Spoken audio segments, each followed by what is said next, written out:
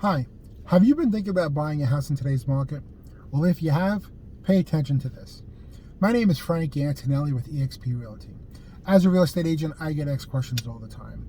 Recently, one of the questions I was asked is, Frank, it's a crazy market. What are a couple things I can do to make sure that I buy a house that I can afford and buy a house that I really like? Well, listen, it is a crazy market. There are a couple things you can do. Number one is you want to stay within a budget. Create a budget and stay within that budget. The best way to do this is to get pre-approved with a good lender. Now, getting pre-approved is good for two reasons. Reason number one, it's going to tell you what you can afford and what you can't afford. You don't want to look at houses for $1 million when your budget is $500,000. You want to stay within your budget. It's going to tell you what your taxes should be, so you have a game plan.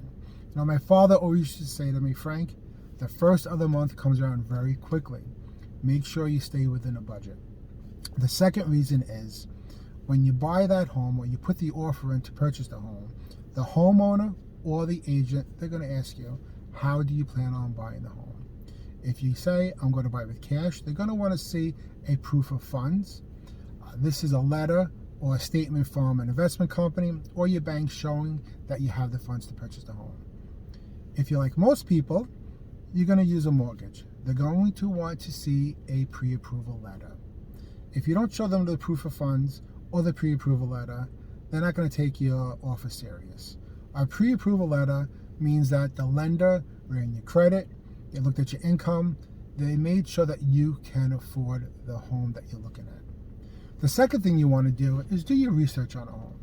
If you're in a neighborhood that the homes are selling for $500,000 and the home that you walk into is listed for $1 million, why? Why is it so much more? What does that house have that the other houses that have sold recently don't have? In the industry, we call this comps. You want to run comps, comparables, to make sure that you're buying a house that isn't overpriced in the neighborhood. Buying a home is one of the biggest investments you will ever make in your life. Make sure that you're doing the right thing. You can be in this house for 10, 15, 20, 30 years, making many, many memories. Make sure that you can afford the house and it's the house that you want. Listen, it's not easy, okay? I understand buying a house can be very stressful, but I hope these couple of tips give you a game plan of what you should do and put you in the right direction.